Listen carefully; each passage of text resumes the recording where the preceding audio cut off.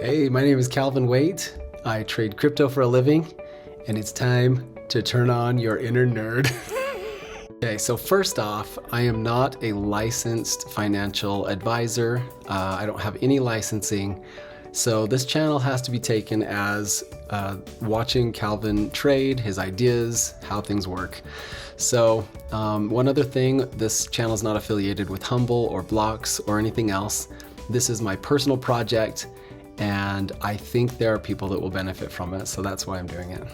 Hey, quick announcement. I have an affiliate code for KuCoin now. So since we're gonna be trading on KuCoin, if anyone wants to follow along, if you use my link in the description, it'll give you 10% off of your trade fees. So it'll save you money, so you might as well use it. Just letting you know. A brutal 12 hours this has been. Just sort of out of nowhere, we just got crushed. So let's talk about what has happened. First of all, I'm gonna head over to the others dominance chart, and you can see that in a matter of, like, this was fairly close to about an hour or so before the close of day, we just erased like weeks of upside on the altcoin market.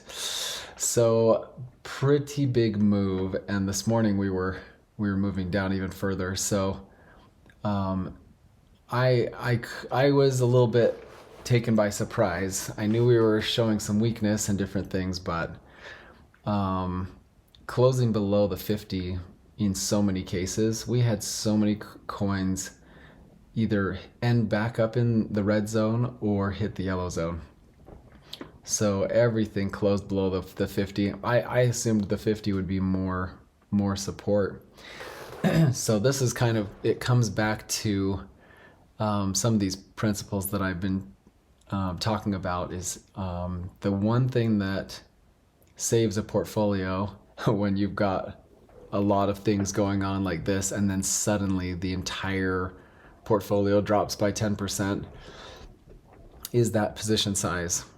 So I will, we'll walk through it. A lot of my positions are upside down, but nothing is liquidated or anything like that. And it's because of risk management and keeping money on the side. So I have, it's not pretty, but it's recoverable.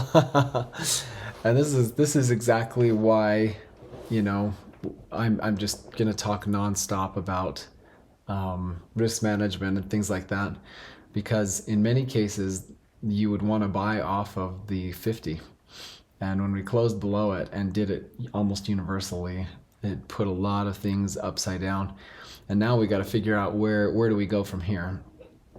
And if you're completely tapped out, or if you have overinvested,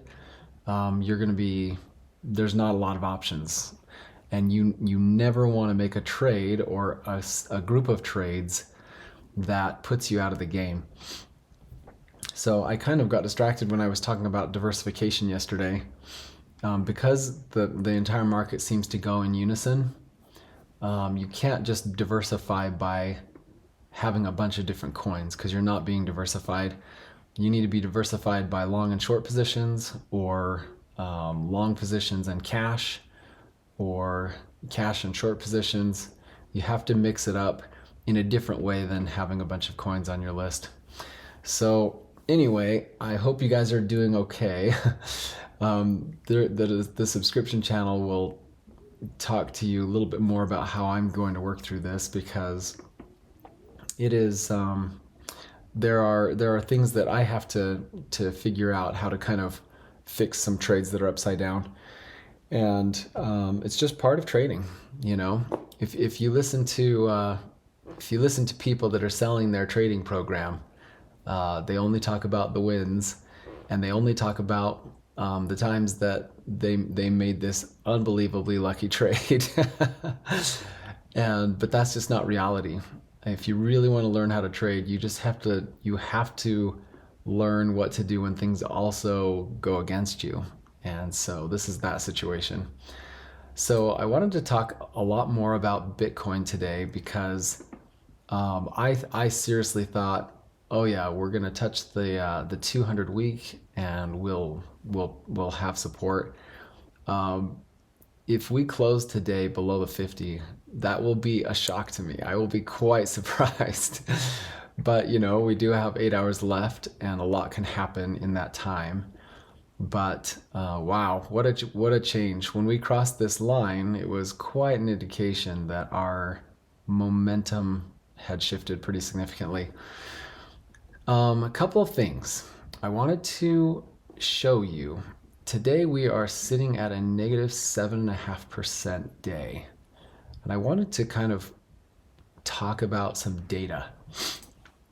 So I went ahead and pulled all of the history for Bitcoin since, let's see, it would be October 29th of 2011. And what I did is I calculated the days change. So what I was looking for is I'm looking for days that lost worse than 7% down days.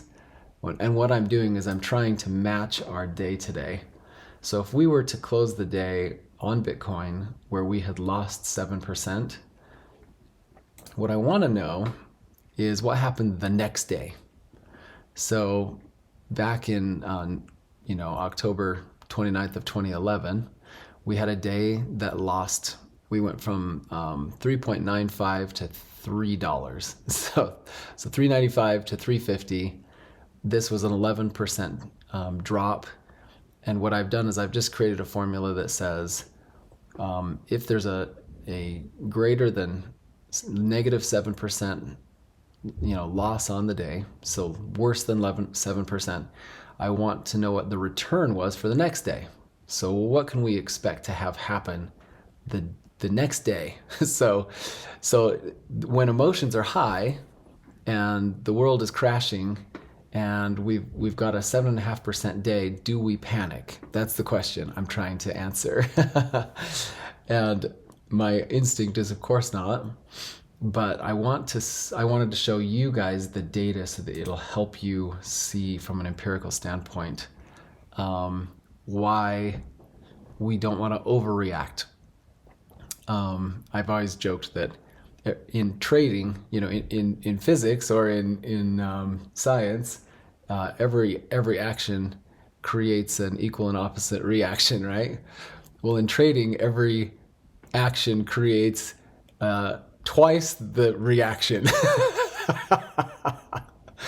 And we don't want to be like that. We don't want to have something happen and then we react even worse. So yeah, we have a bad day, but let's look and see objectively how bad this really is. So first of all, I pulled all these numbers. If I just highlight this column, the average day return the next day is 1.6% gain. So we drop over 7%, and the next day is usually a 1.5% gain. This is on average, and this is, I guess I don't know how many data points because it might be counting blanks, but the, let me see if I can. Okay, 153 data points. So we have 153 cases in Bitcoin's history where we did have a day like today. And of course, this still depends on the close, but that means that tomorrow is probably not going to be so bad, or we'll at least get a break from the destruction. So I'll just hang on and try to stomach this. I also added in the RSI for today. So what's going to happen tomorrow, and where did we come from? So I just added the RSI. So I made a histogram of the results, and this histogram kind of shows the breakdown because the average is positive, sure, 1.67%. But how does it? Are there outliers that cause that average to be skewed? And so I created a histogram the majority of cases happen at negative 6.5% to positive 5.5%. So the majority of cases is that we either are flat, negative 0.5% to positive 5.5%. So that's the largest candle. The second most common case would be that we had a day that's negative 6.5 to negative 0.5%. So these two data points make up the bulk of our information here. And then, but you can see that more likely it is skewed to the upper side. So we just have to be patient. We just have to work through it. I also decided to do a scatter plot to test the RSI versus the next day's change. And the RSI ranges from, really low, like way down here at like 10, all the way up to 80. So we have super bullish cases and super bearish cases. So the world's on fire over here and everything's looking great over here. And what was our return? And the funny thing is that our R-squared value is only 0.01. So there's almost no correlation. So there's no strong trend. The slope of our line is barely negative. So that means that the higher our RSI, the slightly more likely we were to drop. Where we've had an RSI that's lower, we're looking at about a 45 RSI. We're like right in the middle. There's a chance that we'll have a positive day. There's a greater chance that we'll have a positive day, but it's almost unrelated. So it's kind of a shot in the dark, which is helpful information. So whenever we have a day like this, more often than not, we're gonna kind of pull out of it, and we're gonna probably be just fine. So hopefully that lets everyone relax a little bit. We need to wait and see what happens next. But yeah, so Bitcoin, big drop today. We'll see where we close, but I'm planning on kind of riding through this and then looking for other high probability trades. Now that we're starting to get more coins back in the red zone, these will create high probability trades. So just by being patient, we can get back in at the right time. Almost everything that I bought that was just out of the red zone is either neutral or barely negative. Anything that I was trying to be fancy and catch off of a support or something like that, those ones are the ones that are negative for me. So we'll be patient this next go, and we'll look for these high probability trades. And a lot of these that are in the yellow zone will probably turn into red zone in fairly short order because we're so low. Like we've just had a pretty rough drop on a lot of these. But yeah, it all just comes down to patience, to not overreact, wait for the market to do its thing, and look for that next good trade setup. And that's exactly what we're after. Ethereum is dropping, but it's still in decent shape. Like if we closed slightly higher and pulled up to 1730, we'd still be in formation, and we're above our trends and everything on Ethereum. So Ethereum still looks pretty decent. The other thing that is interesting is that even with Bitcoin dropping so much, our Ethereum to Bitcoin rate of change is almost neutral. So Ethereum, we've been favoring Ethereum this whole time, ever since this exit, but we just had a golden cross on the Bitcoin to Ethereum. In fact, it may be, yeah, it'll be at close today that we see a golden cross on the Ethereum Bitcoin chart. So oftentimes if we're really high, we'll pull back into the cross. So we might see Bitcoin dominance increase a little bit, but Bitcoin dominance is dropping. Ethereum to Bitcoin is flat, and others' dominance has been dropped pretty hard. It's kind of interesting that even though Bitcoin dominance is dropping, the altcoins aren't seeing a lot of strength because the entire market is shrinking today, sort of at the same pace. And thank you, Bitcoin, for putting us in this situation. But yeah, we're just gonna roll with it. We will wait and look for the next opportunities. Those small position sizes and risk management is what keeps us in the game on days like today.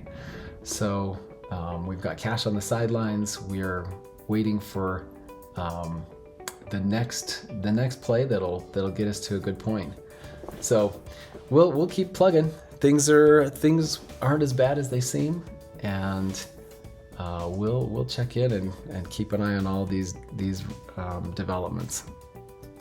Thanks for making it to the end of my video. So just remember, keep your trade small, be patient, wait for the trade to come to you. Don't get caught up in all of the hype. You guys are gonna kill it.